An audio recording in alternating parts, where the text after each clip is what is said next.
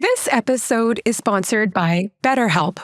You know, there is nothing wrong with asking for support in your life. It's actually a sign that you're paying attention. BetterHelp matches you with a qualified therapist online, and you can switch anytime if it's not the right fit. When life feels overwhelming, therapy can often help. If you sign up, you can receive 10% off at betterhelp.com/loveready. That's betterhelp.com/loveready.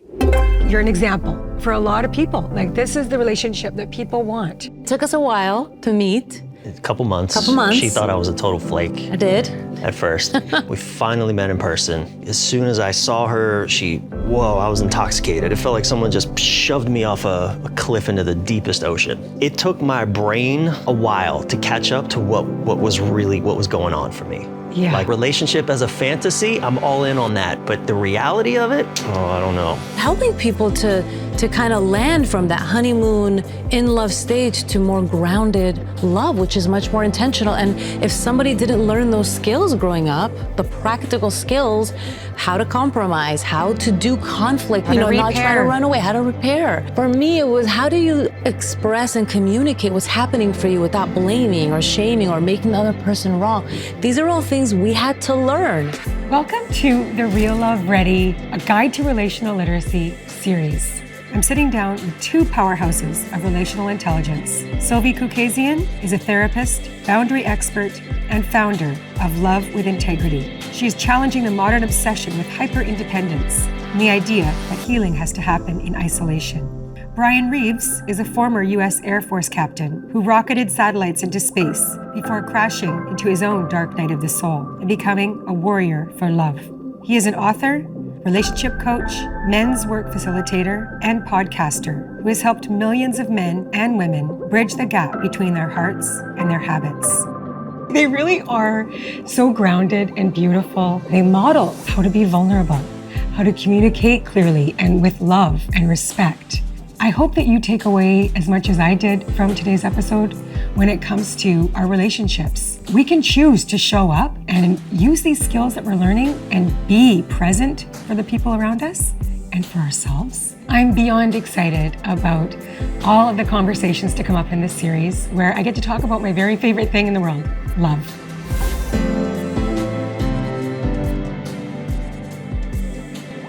Silvy Khoucasian and Bryan Reeves. I'm so happy to have you. Thank you both for being with me today.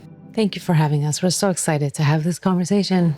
We love you. Yes. And thank you for the invitation, the opportunity just to come and hang out with you and talk with you, Robin. It's always a joy for us. So thank you. I love you both very much. I consider you dear friends. And I've learned so much from the two of you over the past, I was thinking back, it's been maybe 3-4 years since we started working together.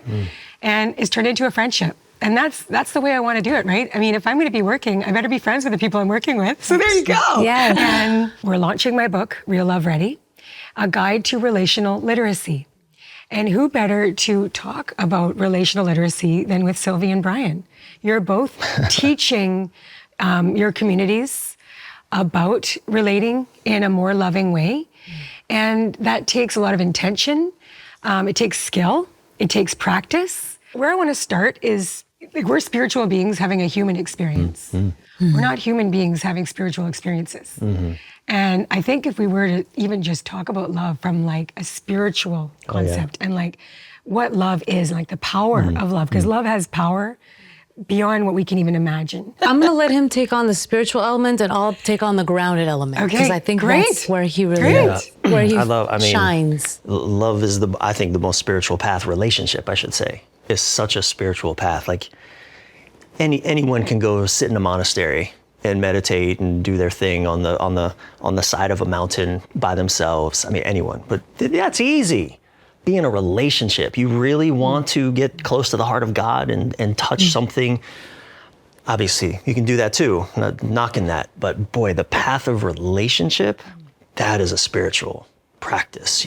Can you show up and be present when the person in front of you is not being what you want them to be, doing what you want them to do? I work with a lot of men. I focus on men for the last number of years. And I think where a lot of men really get tripped up in relationship because we don't find that gear of spirituality. in our loving, and we get caught up in the human kind of grind and the challenges and the human stuff that gets in the way. And I think I see a lot of men without recourse to a bigger reason why do this at all. Not for all men, obviously, but I see that commonly for men. But when they find that, they tap into that deeper, wow, I'm here to be a loving spiritual being in a human body, and relationship is a path that can help me get there. I think beyond what's available in so many other places, relationship becomes alive again in a new way. When we first meet somebody and we're like, you knew, how did you know? Did you have the physical feelings? Yeah, I mean, I do think, the love itself experience is so hard to define. And I think when we try to define it, it almost constricts the experience. It does. But from the physiological level, I mean, when we start to fall in love with someone, we get flooded with all kinds of hormone cocktails, which really blinds us. So if we are not also bringing logic with that love, we can really end up in a dynamic that's not really healthy for us. So one of the biggest things I talk about when I'm working with a lot of single people is really introducing people, like someone new that you're dating, to your trusted circle. So they can really help you vet the person, right? Yes. Because you feel all this amazing stuff, but is that person a good match for you, nervous system wise, vision wise? And so really pairing it so that we're not just allowing the feelings. I mean, I work with people who have various mental health challenges, like people that have ADHD, who are drawn to intensity and dopamine and stimulation, but that person could be really, really toxic for them. Yes. So we want to learn our brains, because the brain is also a very big component of that love. That's my more clinical scientific answer. I'm sure you have a more poetic one. Great. Yeah, I definitely like to live more in the poetic realms of love. Yeah, I'm an engineer. I was in the Air Force, and I'm an engineer, but I ran from all that stuff after the military. And I'm a writer. My writing, I think, is very poetic, and so. But I think what Silvy is pointing at, all of this hormonal cocktail that gets released, dopamine, vasopressin, serotonin, just all the feel-good chemicals, they're wonderful, and they can aid us in making bad decisions for longevity. Right, for actual relationship. Even people that grew up in a really intense childhood home, getting around a person, again, those similar, and I don't know what the hormone cocktails are, but the cortisol, your body's used to passing so much cortisol, getting around someone that you feel that excitement, the stress hormones, all of a sudden, it's like, well, that feels like love. That can feel like love because it's familiar. It's like romantic love. It's a familiar love. It feels like home. Yeah, because that's what you grew up with. We were listening to a podcast episode on one of our long drives. I think it was like a year ago. What's it called? The Myth? Not sure. Anyways, this woman who went on a date with a gentleman, and she said he wasn't her typical type, but she went out with him, and she says she felt all the feelings. She was all the excitement, the butterflies. And then the next morning, she realized she was actually sick. She had the flu.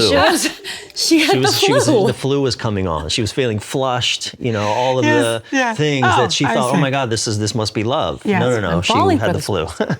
So I think that you can meet someone, absolutely, you can have that beautiful love experience. We just want to make sure that we take our brains with us along the journey, and that we're guiding it so that we're making decisions that are going to really support our nervous systems. If you're somebody that has really strong anxious attachment patterns, maybe being with someone who's constantly traveling all the time might feel exciting because it's familiar, but is that going to be good for you long term? Wow. We want love. We want more love in our lives, but we are lacking a lot of skill on how to do it well. And so, that's why I wrote my book, and that's why I do the work I do, because I know there's nothing more important in this world than the relationships we have with each other. I realize that more than ever. I think I've known that my whole life, to tell you the truth. Like, I was surrounded by a lot of love, so much love, on both sides of my family. My parents have always they're close to their siblings, parents, cousins, aunts, uncles. There was always family around. It was like an open door policy, and a lot of joy, hugging, kissing, affection, laughter, sharing experiences. Like we would always have and we still do, family to our home in Vernon in the Okanagan. It's like our gathering place. People are welcome, and they know, and they look forward to it because it's our connection. That was special, and I had a great example. But I think I was also shown in my family really tragic dynamics between my parents. They fought a lot, and it wasn't just like, it was not behind closed doors. It was right in front of my brothers and I. Like a lot of yelling and screaming and slamming doors and calling each other names, and then my dad would leave. And this was like, separations and fights and getting back together, reconciliations, and then blow up again. And so what did I learn as those dynamics? Not the greatest. So like I think about my journey in work here and what I'm doing with Real Love Ready, and you are two people that have been instrumental in my journey and helping me understand like what is healthy, what's nurturing, what are ways that I can behave and think. Like I have to change my mind about a lot of things in order to be in relationship with those I love in the very best way, And I'm curious, you said reconciliation, but that's different from repair. Oh, there wasn't repair. Right. And my parents would get back together, and then it was like, we're not talking about this. Exactly. Everything was put under the rug, and it was like never happened. It didn't even happen. Yeah. Like there was never like a family like huddle to be like, okay, people, we're gonna do this differently this time. Right. And I'm sorry that you had to witness that as children, and we're gonna do better. We're gonna try, this start of this series is talking about what love is actually. What is love really? Because we throw around that word around like it's hot potato. Yeah. Love ya, right? And then are we actually showing love? Yes.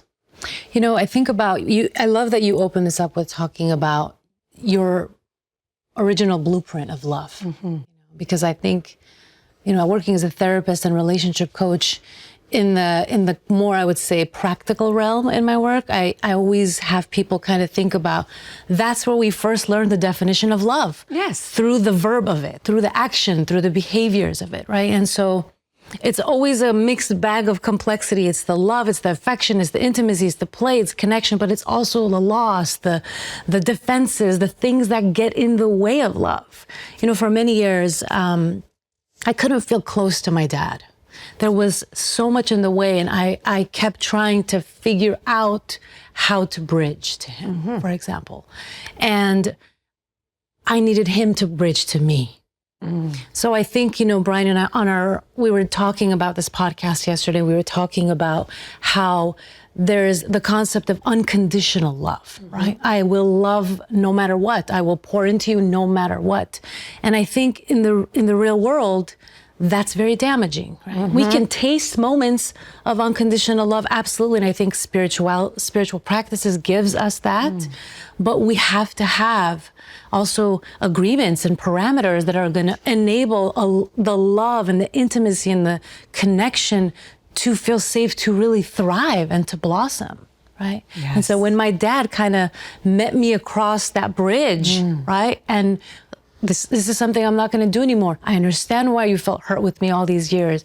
We were kind of finally able to meet on that bridge of love and really create a new definition of it for ourselves. Wow. Yeah. Yeah, it's interesting. I love that we're going for the father stuff right away. Let's do it. I love it. Because and we're talking about love, and we get the messages from our parents. They're whether explicitly or implicitly, they're demonstrating or communicating what they think love is. And my father, he believed that unconditional love is the goal. He was a very spiritual man. And though what I was taught what that meant is unconditional love means let people walk all over you and keep showing up for that. He wouldn't use that language, but that's essentially the message. It, doesn't matter how people treat you, do the right thing, show up, keep giving, keep giving. And Turn the other cheek. Turn the other cheek. And I ingested that in my body. Yes. And throughout my 20s and 30s, all of my relationships with women, I was just constantly feeling assaulted because I had no boundaries. I didn't know how to say that's not okay, because I had that ideal imprinted on me that everything's okay, right? It's one of the great objections we hear a lot when we start talking about boundaries. They say, well, don't boundaries just get in the way of love? Yeah. Right? No. And we can't talk about love without talking about boundaries. Oh no, we have to, right? Yeah. So, I've had to undo almost from the other extreme of conditioning in order to be in relationship, human relationship as a human. Yes, spirit's on a human journey. I'm all in on that, and I'm also a human. Exactly. I am also human. There is a reason why we're human. If you punch me in the face, I will hurt. It will bleed, right? And being able to learning how to say that, even emotionally. Again, coming back to kind of men's work, a lot of men, we're taught in again, it's a very kind of masculine, stoic, patriarchal kind of way, but sort of through a new age lens of, a man should just be able to take whatever his woman throws at him. That is bullshit. Oh, it totally is. The way that I see the two of you, you're doing this work, you're teaching it, you're helping people to love well. You're an example for a lot of people. Like, this is the relationship that people want. And I think, it's a good, right? Is this true? We're Is that true? We're sitting awkwardly on these couches, but we're legit. And we're it doesn't come We're for without real. challenges. We're not saying this is not about perfection at all. We're not starting from scratch. I was working with my people pleasing, for sure, in my relationships, and fawning.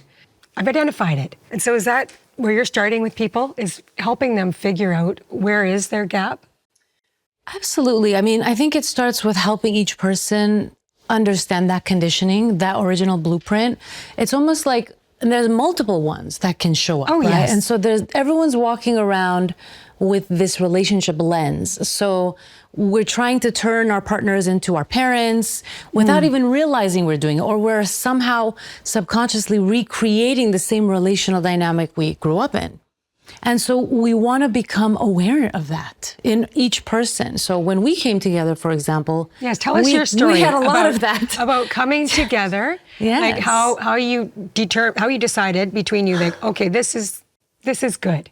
We could start here. This is really good. Right. And build on that. Yeah, tell us your journey. And I think that's a really good point, because the other piece to what you're saying is like having the same relationship vision is so important. So are you, whoever's in the relationship, are you wanting the same experience? Because a lot of times there's conflict and there's gaps simply because the end goal is really not the same. And that can just keep you stuck on this hamster wheel of not really ever resolving things because that wasn't really defined or clear in the first place. Yes, being clear from the very beginning. Or at least finding an agreement or some place where it makes enough sense. But if that gap is too big, I think that can be extremely challenging.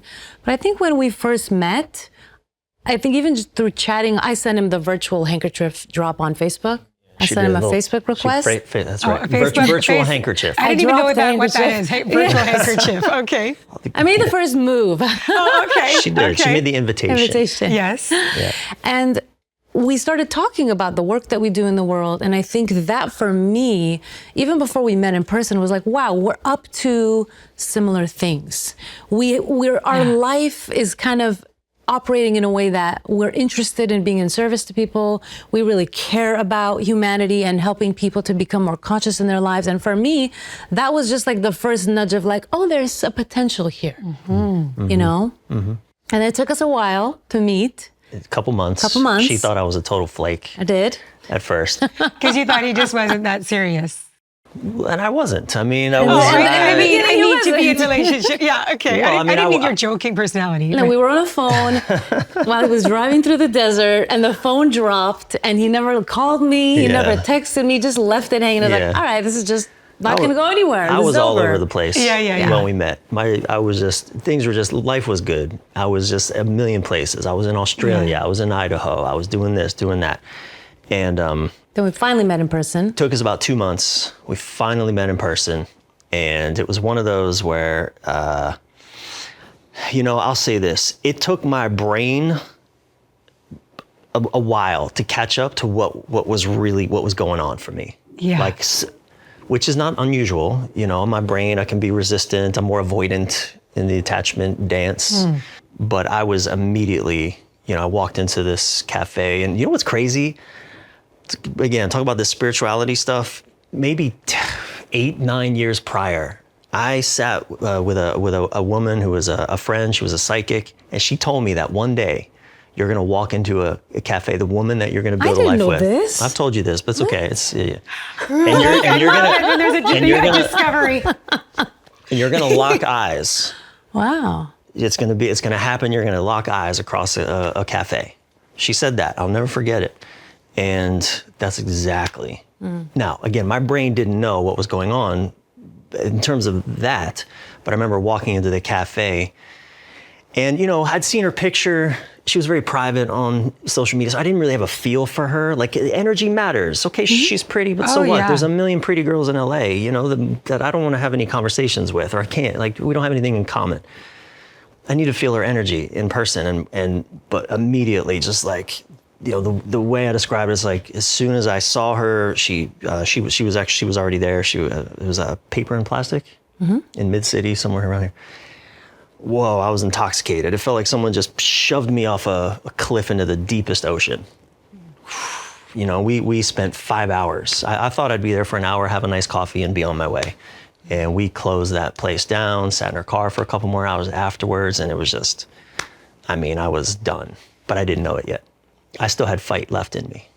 Yeah. What I mean, I don't know if I can do this. You know, not fight, but like, I don't know.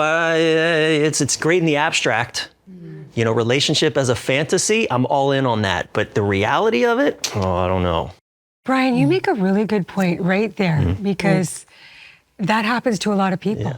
Yes. And because it's like it's a fantasy, and it's like a desire that's Totally. so deep in you. Yeah. You want to have a relationship. You want to be in love. But then if it's right in front of you, some people are like, they can't handle it.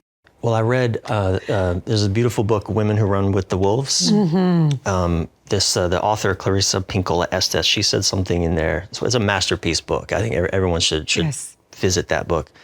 But she said, and I've seen this a few places, that until people get over the fantasy of relationship, they cannot do real relationship with another human. Right, it's the fairy tale. There is a fairy tale. There's a youthful idealizing of relationship and intimacy that we all carry, and there's nothing wrong with it. It just doesn't serve us when we actually step into adult relationship with another human. Exactly. And you know, I work with the attachment map a lot. I imagine a lot of people listening, a lot of people are familiar. And we often don't see anything beyond that honeymoon phase in film, in movies, in Disney movies, right? We see that like kind of idealistic, more fantasy stage, but then what happens? Or we see really difficult relationships, but we don't really see a lot of models of healthy. I think that's changing now. But helping people to kind of land from that honeymoon in love stage to more grounded love, which is much more intentional. And if somebody didn't learn those skills growing up, the practical skills, how to compromise, how to do conflict and not fight, not try to run away, how to repair, for me, it was, how do you express and communicate what's happening for you without blaming or shaming or making the other person wrong? These are all things we had to learn. And we were both in this space, both relationship coaches, but so I think that's when the work really begins. So all of your childhood stuff that hasn't been dealt with is gonna come up. So of course, if you don't have support, the skills, you're gonna wanna run away. I mean, I was a classic runner in the beginning. The first few years of our relationship, I had my metaphorical suitcase packed. Like the first few years? First few years, I would say. And so what does that mean, your metaphorical suitcase was packed? Like, I would say my actual suitcase I can tell you exactly what that. Yeah, you could tell me. Even like the first couple months, we'd start to get into a little bit of a thing. And she'd be like, I can't do this. As soon as you say, I can't do this, really? Well, if you can't do this, I ain't doing this. That was sort of my attitude. Like, I'm not showing up for this. If you can't even show up, like, I'm out. Fine, you're out. Yes. Oh, watch me beat you to the door. Yes. That's kind of my approach. Like, and that's one of the most damaging. And I want to really speak to that. That's one of the most damaging thing you can do in a relationship. Is say, I'm out. Put it on the table. Yes, or I want a divorce. Threaten the relationship in any way. because it deteriorates the safety and security. So I had to learn how to stay in my body. Maybe I could go to the other room. I don't have to, end the relationship. I could just take a break. But I grew up with a lot of violence. So for me, fight, argument, raised voices meant, oh my God, something really bad is gonna happen. So it's like that rewiring and that understanding of what are our kind of natural reflexes so that we can learn better ways. Conflict is the greatest gift when you can do it with healthy boundaries. You learn so much. Yes, but Silvy, what I think what you are sharing right now is so awesome and powerful, a great learning for all of us. Because it's like, it takes time, and being in a relationship with somebody that Years. Exactly what you're saying. And practice, and for instance, you wanted to run, you wanted to flee, and maybe you did, not, for a day or whatever. A couple times I went out to my car. But you had a partner, that was willing to come back, and then it's like, okay, next time I'm not gonna, you have to learn that about your partner and about yourself. It makes me think of when Hector and I had something, I don't even know how long ago, it was a while ago, but he shut down. It was like his emotions. It was like, I felt like I was like, who is this person? I was like, his heart, to me, I felt his energy just go, it scared me. And we were working through a conflict, and there was no yelling, screaming, no disrespect, nothing like that. But he was just completely shut down. It took us like a day, 2 days to work through it, which to me, that's a long time. But I mean, 2 days is not. Actually pretty great. Yes. As things go. But what he had to learn, and he grew up with a family where his mom and dad would argue, and then they wouldn't talk to each other for a month, 2 months, living in the same roof, living in the same home, where they wouldn't talk. Right. I mean, that's tragic and painful. Yeah. And so him shutting down was a natural response. It's what he learned. Of course. And so me knowing that, I can be more compassionate towards that blueprint that he learned. And he's being very aware now not to do that again, right? Yeah. And he's learning empathy. Right. Well, that you set such a perfect example of the conflict is where you learn. That's where all the past stuff gets projected into that moment. And then, all right, what agreements do we need to make so that this doesn't happen? What's a better way that we need to communicate? Bryan knows, even on this podcast, his hand can't get too close to in front of my face. I talk with my hands, and there's an invisible line I do not cross. Because it's like, whoa. There's a boundary here. Shut it all down. Otherwise, But even his tone, if his vocal tone gets really high, that's also a huge trigger for me. So we've learned, you learn. Yes. And there has to be willingness to do things differently, knowing your partner's sensitivity. Like Bryan has, and I know that you're okay sharing this because you've given me 20,000 times permission, but he also has some abandonment wounds. So I can't just leave the room without saying anything. I have to speak to that part of him and say, you know what, honey, I'm really upset. I'll be back. I'm not going anywhere. I love you. Just something that cues his nervous system that I'm not leaving him. Wow. We've learned. That's right. Because even in those early interactions, you can see both of our childhood stuff is at play. Yeah. Something's getting intense for her. She wants to run. The moment she runs, right, because of her childhood upbringing, the moment she runs and just says the words, well, immediately my abandonment stuff comes up. Oh, you're going to abandon me?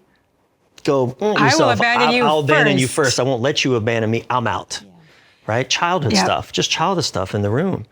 And when I work with couples, I'll often reassure or horrify them, I'm not sure which, that expect it to take 10 years to get really good at being with each other. Yeah. Not because it will take 10 years, but it will take years. Yes. I think it took Silvy and I, when I look back at our journey, we're with each other for over 10 years. And I think we really started functioning well around year 7. Yes. We really started to understand each other at a deeper level and each other's sensitivities and know how to, just like me talking with my hands like this and, not doing that. Yeah. It took 7, 8 years. And we also came with, I think, we had some difficult childhood experiences, and it's not going to be that way for everybody, but I do think, we are living in a time with instant gratification, and I know we're going to talk about that, but this expectation of something happening quickly, and I want to hack this part of my life and hack this. You're you not can't going to hack this. Right. You can't. Silvy, that's what made me, when Bryan said 10 years, 7 years, whatever, years. And what you just said, that's exactly right. It's like, there's no quick fix here. This is why we're talking about relational literacy, relational intelligence. If we want to get better in relationship, this is practice. This is daily, like this is conscious, this is intention, it's awareness, and it's not a quick fix. Like if you're dealing with childhood stuff and patterns from behavior that you want to change, the new habits they don't happen overnight. And a lot of that stuff, it doesn't even go away. No, it doesn't that go away. abandonment pain, it's not going to go away. Yeah. Her sense of overwhelm in the moment and me talking with my hands, that doesn't go away. You don't sort of heal that and then you never have to be, we learn to hold it and we learn to trust more and more, but that doesn't go away. We just learn to hold it better. Oh, so well said. This episode is sponsored by our partners at BetterHelp. You know, over the years, I've spent so much time with therapists and researchers and relationship experts. And what I've learned is that the people who do the inner work genuinely love differently. And you know what that means? That means that we can learn how to love better. There are skills. BetterHelp is a company that makes this possible. They have qualified therapists online, over 30,000 of them, matching to your needs. More than 6 million people have taken that step, and you can switch anytime at no extra cost. When life feels overwhelming, therapy can often help. Sign up and you'll receive 10% off at betterhelp.com/loveready. That's betterhelp.com/loveready. So Bryan, you're working with men. Yeah. How is it as a collective that you're seeing men are still really struggling in relationship? I mean, there's, and I'm not just putting a blanket over all men, but I'm like, you're working very intimately with men. You're doing retreats, I'm watching it's a lot of intense work. It is, yeah. So what are you working on and helping with men? Men, we tend to not understand connection. We don't understand what that word means. Terry Real, the brilliant Terry Real, psychologist, made an observation that I think was incredibly astute and helpful, really, that the original wound in men is disconnection. As boys, we are disconnected from our bodies, disconnected from our feelings, shamed to have feelings, right? We're shut down in a million ways throughout our childhood. We're disconnected. We don't know how to show up with our full authentic selves. We just learn to hide. We exile so much of our feelings, of our authentic, of our true thoughts, or so much shame just goes into kind of goes into our shadow. And then we show up and try to do relationship from that place. And oftentimes in a heterosexual relationship, it often looks like a partner. And Silvy would say this to me at the beginning of our relationship: I just don't feel connected to you. I haven't felt connected to you for the last couple of weeks. What? What does that even mean? What do you mean? I'm right here. I'm right here. I'm right here. Yeah. I'm sitting on the damn couch right next to you. What do you mean you don't feel connected to me? It's like, and I think for, obviously nothing applies to everybody. But I think for a lot of men, we tend to think, so long as no one's bleeding, the house ain't on fire, no one's starving, the bills are paid, like we got no problems. Yeah, we're good. What is the problem here? What are you making up that isn't real? I've taken care of everything, right? It's like, what else do you want from me? I'm performing in the way that I believe I'm supposed to perform. That's a big one for men. Like we get our value, our worth, sense of worth from our performance, our output. And I'm doing all the things I'm supposed to be doing and you're still not happy? WTF. And so a lot of the work that I do with men is helping men just connect back to themselves, connect back to their bodies. I was working with a group of men just this morning and we're doing this simplest practice of a check-in to what's happening in the body, and been doing it for a few weeks with this particular group. And just this morning, these men were starting to go, oh my God, I get why we're doing this. Because historically, if I'm feeling anger, what I normally do is shut that down, right? I shut it down, but it comes out sideways, or I pull the plug and I go offline, like Hector, offline. I'm not here. I'm here, but I'm not here. Yeah. You can feel that. Oh yeah. So you can feel it. Right? You can feel that. That's that disconnect that arises in the moment, and there's no relationship happening when the plug is pulled, or on the converse, when the electricity is so jacked that now I'm angry in a destructive way. Right? So a lot of men, we get paralyzed in the disconnect from ourselves. So, there's men, as they start to wake up to, like, it's okay to have feelings. It's okay to be angry. Now, what we do with it is what matters. But like, it's okay that I feel, I get a bunch of men in a room. Usually when you ask a man, how you doing? I'm fine. No, I'm good. Everything's good. Well, okay, when we open that up, we step into a container where we're talking about what's really going on. Oh, a man is anxious. He's afraid. He's angry. He's frustrated. He's lonely. He's like, there's so much more that gets to come to the surface. And I mean, the breath that men are able to take when they get that it's okay to feel those things. You're not less of a man because you're afraid. It's so beautiful because men, as they come back into a relationship with themselves, their own bodies and emotions, and then that's a beautiful bridge to be in relationship to their partners. Most of us, we run around shutting everybody else's emotions down because we shut ours down. Like when he comes back from like a week from a men's retreat, I was like, go back to that again. Because he's so alive and in his body. And I get to feel the experience of deeper connection with him. And now it's just more, I don't have pockets where I feel disconnected from you. It's so much less frequent. I got this shit figured out, girl. Because it's just practiced. much So less it's frequent. practiced. You're staying more open. Yeah. You're able to share your vulnerability and your feelings with Silvy. And I'm able. is it more alive? Yeah, I'm able to even own, like if there's moments where I'm feeling shut down or like I'm just in a mode, I'm able to just own that and let that be what it is. Look, I'm in a mode right now. It's hard for me to switch into another mode. So I'm not just, I'm narrating what's happening for her. So she doesn't have to guess, or she doesn't have to see what's going on and I'm pretending it's not, that the old thing where, why are you so angry? I'm not angry. That thing. I'm not angry. Well, and it's almost like that, the narrative and the languaging is so huge in both of our work. And I work with a lot of women where he talked about the disempowerment for women is about helping them to reclaim the boundaries, both external and internal. So it's like we've kind of got to experience the polarized version of that, which is kind of what we now teach to other people. And, there was times where you would share things with me, then I was like, I don't know how to help you with that. Like it was your men that were able to help you with that. So in the past, I would take that on, or I would think that that's something I need to kind of work on, which a lot of women take on a lot of the emotional labor in relationships, right?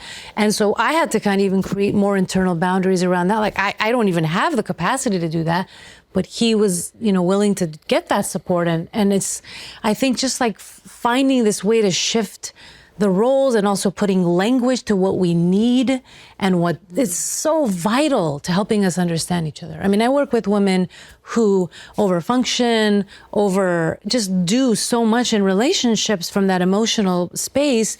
And so a lot of the work I do is helping them to verbalize those internal boundaries, external boundaries, and just naming it is so profound. Can you give us an example? Yeah, I'm trying to think of an example of a boundary that I may have communicated with you. Me? Yeah. Is it or somebody that you've worked with? Is it something that it's my own internal boundaries? I worked a lot on internal boundaries. Internal boundaries. So if you're saying that women you're working with are taking on so much, which women do, like I've been that person, like I've been in that place, like, hello, I still do. I'm running the family, the household, the business. I'm the provider, for my family. There's a lot of codependent functioning that I think women take on emotionally that we have to learn to rewire, whether that's creating new agreements. And, Bryan is kind of a unicorn in that he does a lot of logistical things in the house. Sometimes I have to be like, don't take that on. Let me help with that. But in a lot of couples, you might see the imbalances of certain, whether it's logistical things in the household, emotional labor. And so how to really kind of communicate what she needs so she may not be taking all of that on. And I used to do that in the beginning of my relationship. I couldn't stop wanting to kind of help or solve or fix things. Do you remember? And towards the beginning, I'm like, I need you to help, just stop me, But I had to learn to set that within myself and to find like, okay, this is a partner who is here to kind of meet me in that place. And every couple has to find that kind of equilibrium way that it feels like they're really sharing power together. Oh, yes. And there's equality in the relationship. That's a whole other theme. Yes. Yeah. Let's talk about this idea that you have to be healed in order to be in relationship. I know from experience, like we heal in relationship. We are each other's healers. We're able to mirror back, oh, that's the stuff I got to work on. Okay. Yes. What are your thoughts on that, Silvy? Yeah, we are definitely living, on one hand, I'm so happy to see therapy and self-help just being normalized, on social media and in this moment culturally. I think it's profound. And I think it's the first step. What is the point of me going to therapy and unpacking all of this juicy stuff I'm learning about myself if I'm not then taking that information and then revealing it to people that I trust, that I feel safe with, to create that kind of intimate connection with them. Yes. So both pieces are important, and they are equally important. So if I don't have any self-awareness, having a space where I can unpack that and have someone, ask me questions where I can learn is a beautiful and important first step for many, many people. Maybe they never experienced that. And then the goal is to take it to people and to learn to bridge. And we're pack animals. We're community humans. We're meant to be in relationship with other people. It's actually what helps our brains be healthy. So if we're not taking that, that kind of secondary step to reveal that part of us, then we're not really reaping the benefit of that. So even if that starts with a therapist, and the first time I really felt the benefit of therapy, honestly, for myself, was when I shared something I was hurt about with her, something that she did that I felt hurt by. And I was like, oh my God, this is so uncomfortable. But that was the beginning of closeness between us, because I took that relational risk, and she responded with empathy, with care. So we want to kind of practice with people that are also showing that they are responding with tenderness, with care, and move away from people that are not doing those things. So we don't want to just reveal ourselves with just anybody, but we also have to teach people sometimes. Yes. Hey, that response didn't feel great. Would you be, can you maybe just listen next time? It's okay to get in there with people and teach them what we need and not just discard. I think we're just in this era of just wanting to discard if they're not showing up right, or even this extremism with boundaries. The whole point of having a boundary with someone is so you can continue your connection with them. Yes. It's not about shutting people out. No, I mean, some people, yes. Yes. But that's a closure, right? But I want, in order for me to communicate this boundary so that we can continue experiencing connection. And if all of my relationships are feeling shut down and there's no intimacy in the way that I'm using boundaries, then that kind of self-awareness is actually blocking the relationship progress. Yeah, and I think there's a lot of layers to this as well. The only thing that I would add is, and I could talk about this for hours, but I won't, is we live in a heroic culture. The hero archetype is our ideal. The heroic archetype, what does that mean? It means that I want to be the one to save the day, right? Everything is on my shoulders. We're a hyper-individualistic culture, right? Relationship, we actually don't really trust it. We see that in our politics, relationship. There are no relationships in politics anymore. And in the biggest conversations we need to be having, relationship has been severed between the people that need to have those conversations. Just as an example, that heroism suggests, again, all I need is a dragon to fight. I need something to get over, my childhood trauma. I just got to get over that somehow. I got to heal it. Go to this workshop, that thing, read that book, do this thing, breathe this way, do that breathing practice, do this ayahuasca, do that, and then I'll get over it. Right? That's the heroic. I'll be healed. I'll be healed. I'll be the hero. And then I can have a relationship with another person. And it's just not how it works. That's why, again, we come back to our fairy tales. All fairy tales, look, they're heroic. There's the hero, usually, some white dude with a sword goes and kills something. And well, these days that's changing. There's actually some good evolutions in our fairy tales these days. But what a lot of us grew up with is that, the hero does what he needs to do, rescues Snow White, they get married and happily ever after. But that's when the real work starts. Is once the actual marriage happens, the coming together of this person who's so different. Yeah. Now the real work begins. Yeah. So Bryan, the name of your book is Choose Her Every Day. Or Leave Her. Or Leave Her. Yes.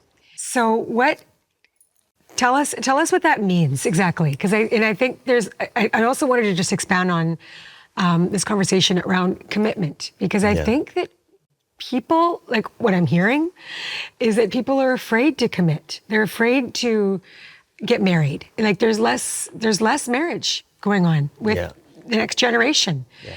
So can you talk about your book first, the premise of your book, and also that? Yeah, I wrote those words in 2015, that actual sentence, Yes. choose her every day or leave her. And I'm 51, so I was about, I guess I was 40. That was just before I'd met Silvy. And I was having a lot of epiphanies about the ways that I had been showing up in relationships, and I think this actually came through. I was working with, I was doing relationship coaching at the time, and I was working with a woman who actually was struggling to fully choose her partner. And as often happens, I think, with therapists and coaches, like, we learn so much in our sessions with our clients. We're being served. If we're doing it well, I think we're being served just as much as they are in our own ways. And the light bulb went off, and I realized, oh my God, I had stayed with the girlfriend that I wrote that article about. I had stayed with her for 5 years, but I never really fully chose her. I was half in, half out all the time. I never said those words, but that was the truth. And what does that mean? It means that I was willing to choose just the parts of her that I wanted. And the parts of her that I didn't want it, I wasn't showing up for that. Not my problem. Don't want to take that on. And that's you don't get to do that in a healthy long-term relationship. Choosing her every day, or choosing him every day, or choosing your partner every day, it doesn't mean being enthusiastic about the relationship every single day. I can't do that. I can't be enthusiastic about anything every single day.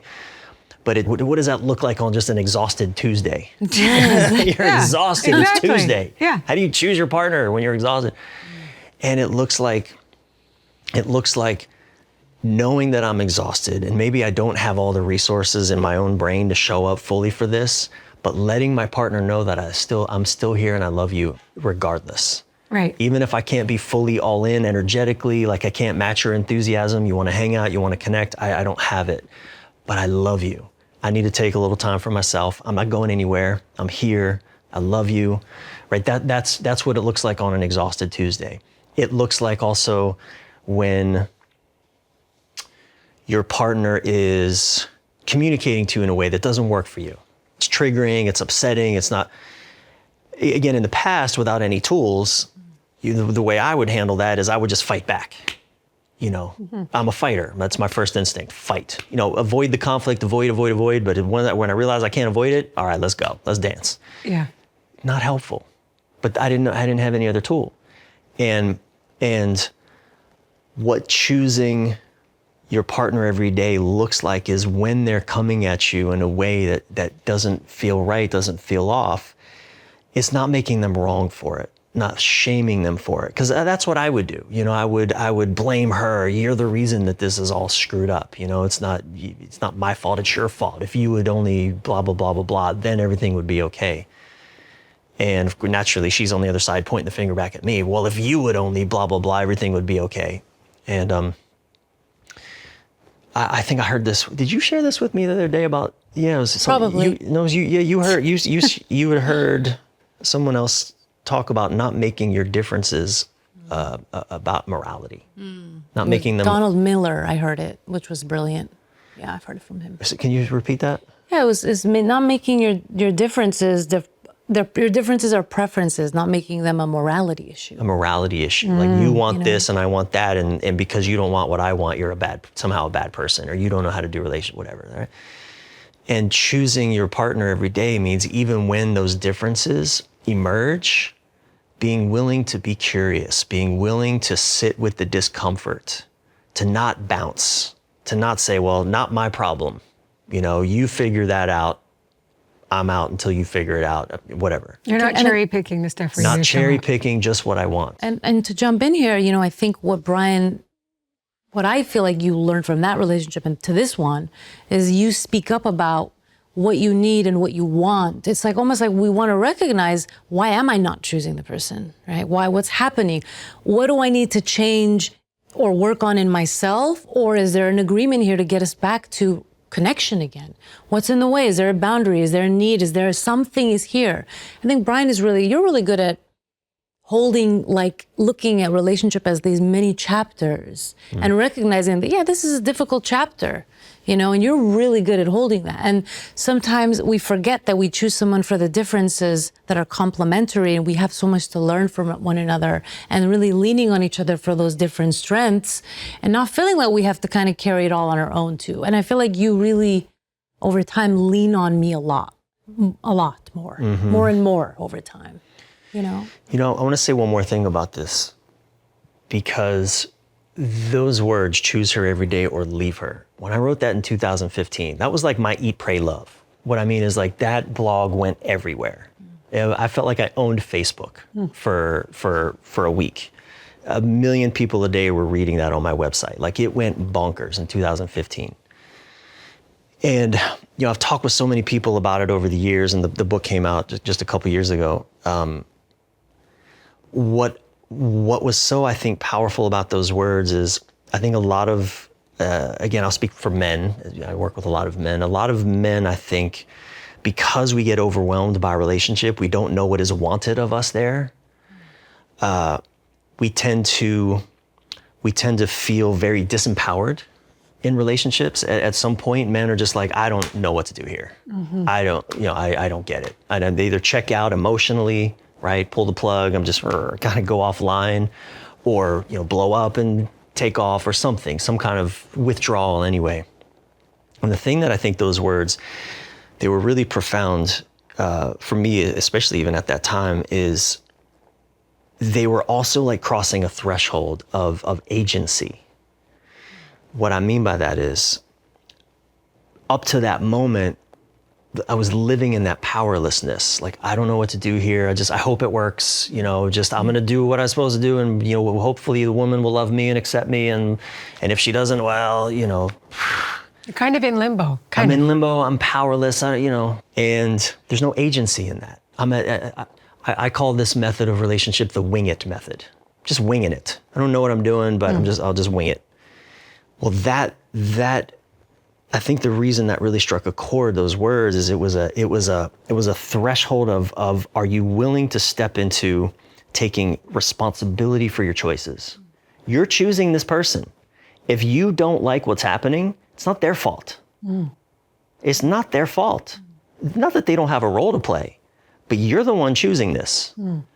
And especially, speaking to men, although that book is for women as well, but I was speaking to men, like, men really needed to be called I needed to be called to that moment of, okay, if I'm going to do this, and this has really served me well with Silvy over these years, we've been over 10 years. We've been through difficult seasons. We've had upheaval. We've moved cross country multiple times. The first time she didn't want it, the last time I didn't want it.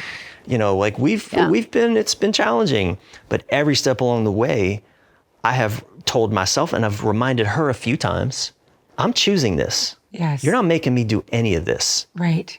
Even though, yes, this decision we're making as a couple is difficult, if left to my own devices, I would not make this decision, but I am in on this relationship, and so I'm coming along with you in this path, and don't you for a second act like you're doing this to me. I own this choice. And there's power in that. Well, and on the opposite side of that for women, because if we talk about choice and agency, women haven't had a lot of agency and choice in relationships, right? So for women, we are seeing this huge cultural shift with being especially in heterosexual dynamics, for women to feel like her boundaries and choice and agencies is really respected. It just creates a whole other experience where women are very financially independent right now. So we're seeing a lot of women choosing to be single and not wanting to be partnered. So there's a really big shift happening culturally, collectively. Where do you see love right now in relationships? It's 2016. What's your diagnosis? 2026. You just took us back in time. What happened? We just took a jet back. It's with the hot tub time machine. What is your diagnosis for 2026 when it comes to relationships? We're in one of the biggest shifts, relational contextual shifts. Yes, we are. So long. We are seeing gender roles completely decimated. We are seeing women who are, again, feeling empowered to work and provide for themselves and being given choice and agency. We are living in a time of social media where there is this abundant influx of information. I mean, I work with so many clients who are just so confused on what is right, what is healthy, what is toxic. So it's like this paralysis almost that's happening. And then we also have, the other element of paralysis of choice, right? This instant gratification culture where, I'm dealing with a little conflict with this person. I'm out. I'm going to swipe, right? Is it left or right? I think it's left. Whatever. The way that you turn them out. Just out. Yep. Swipe And out. so people are, I think there's, that hamster wheel of people really struggling to really know how to tolerate discomfort. Patience is starting to get really tested. I remember listening to this man, Dan, I think his name is Danny McClurry. He's in the AI world, and he was sharing how he can't even watch the beginning of a trailer or like the beginning of a movie because he's constantly thinking about efficiency and the next thing. And so I think we need to come back to connection to nature and seasonal shifts and changes and just spaciousness, remembering those qualities that build confidence. Like working through a conflict with someone is what makes you feel confident in your relationship. You have to overcome hurdles with someone to really feel that solid. But if you're not willing to take that risk and feel the discomfort, you're not going to get that feeling of satiation and pleasure and satisfaction. And you need, Silvy, you were my relationship coach years ago. Yes, you were. And I needed some coaching. See, the thing is, like, how lucky am I? I get to work with the best of the best. And trust me, I take these learnings and I apply them. Yes, you do. And my life is better because of it. I know it's true. Yeah. And you taught me about vulnerability and boundaries. And vulnerability requires trust. That is something that, I learned from you. It's like, if I don't have a solid relationship with somebody in my family, let's say, and, I'm trying to be vulnerable, it's like, that's not a safe place to be vulnerable, to actually, people show you in their actions and how they behave. It's like, this is a relational dynamic. This takes two people that are willing to be there and do it together. Like, I love what you're saying about just getting back to grounded, go back into nature, the seasons, spaciousness, giving each other our presence, giving each other our time, right? That's how we build connection.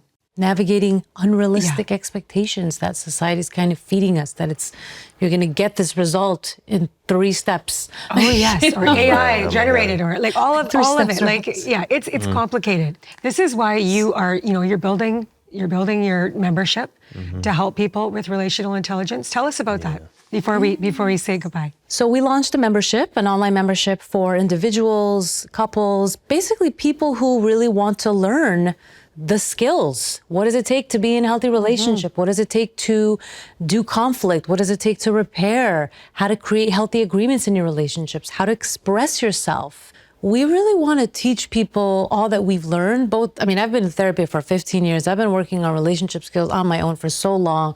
I've worked as a therapist for many years, also coaching for almost 17 years now. And, we want to really teach people these skills because I really believe with my whole heart that we can learn relationship. Yes, we can. And everyone has different skill sets that they can benefit from learning. And when there's willingness and there's desire, there's so much possible. And I think also, part of the mission that Bryan and I have is being transparent about the real stuff that happens. So obviously we have boundaries and we have things that we don't share. That's in our sacred bubble.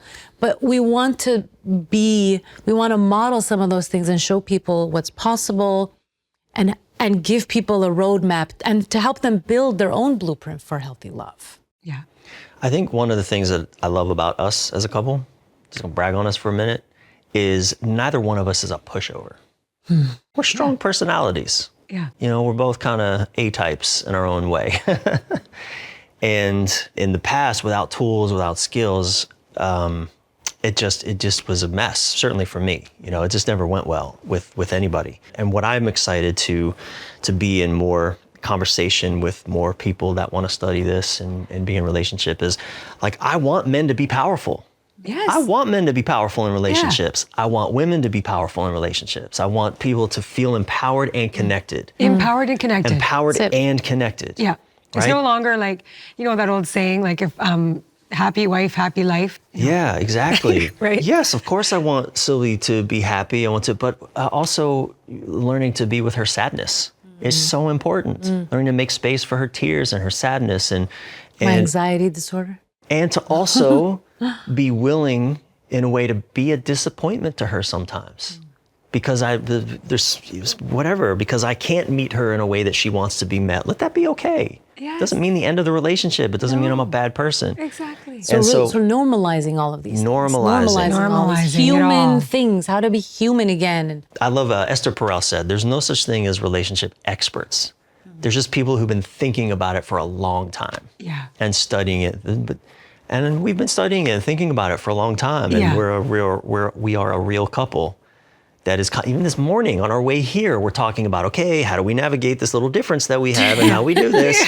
You know, and there's a part of me is like, God, do we have to do this again? Haven't we figured this out? Why are we talking about this again? You know? One day, baby, when I'm 95 and Right. you're 10, In the old folks' home. 106. Yeah. Not that older than you, but yeah. One day when we're not doing this anymore, when we're living on an island with just monkeys and coconuts, Okay, we'll be fine. I'll take it. So I have two questions that I asked the guests before we close. First is, what do you think is one myth of love right now that we have to unlearn? Well, that's There's many myths. for so many myths, but I think the one that I find the most helpful to bust is that it shouldn't be messy. It shouldn't be messy. There's a perfection we can achieve. There's a harmony that we can achieve and sustain. Yeah. Throw that out the window. Yeah. Throw that out the window. That is not I always tell people, like, if people are being honest with each other, you'll probably have conflict within the first 30 days of knowing each other. If you're being honest with each other. Learning to be with the mess, learning to let the journey be messy, learning to repair. You know, the magic is in the repair.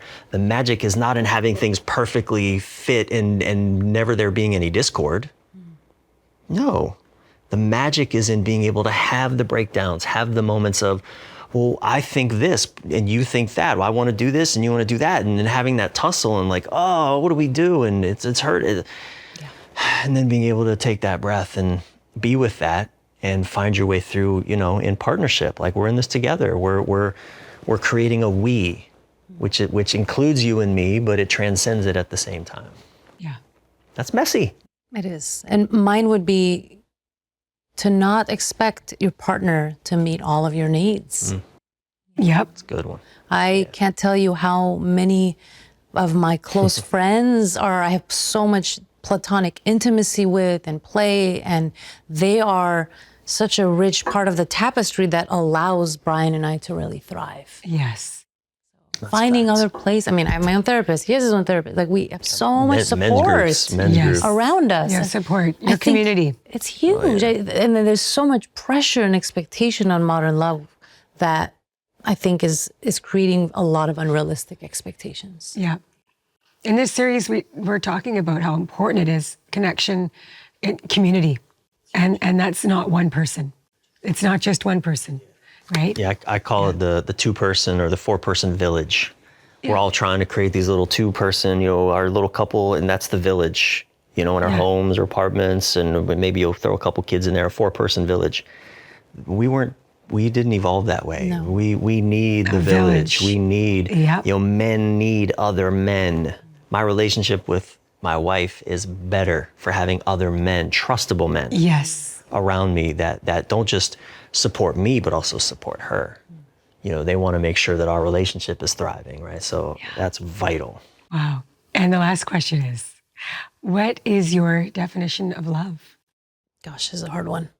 I should have thought about this one more, but I'm just gonna wing it. You can't go wrong. I'm culturally Armenian. So I grew up in a culture where love was this deeply passionate and familial and all-encompassing experience. I remember even when Bryan watched this episode of Conan O'Brien going to Armenia for the first time. How did he describe this saying, I want to eat your liver? Well, there's the Jigara Armenians. them, which means I want to eat your liver. Yes. Right? And it's just my definition is this incredibly passionate, ever-evolving, messy kind of container that all of life happens within. Yes. And the fragility of it and the beauty and all the pieces of it. And that's constantly evolving with us through space and time. Yeah. Oh, I like that. So I like to, there's a beautiful quote. Rumi, the 7th century Sufi poet, said, we are so connected that the word connected doesn't even make sense.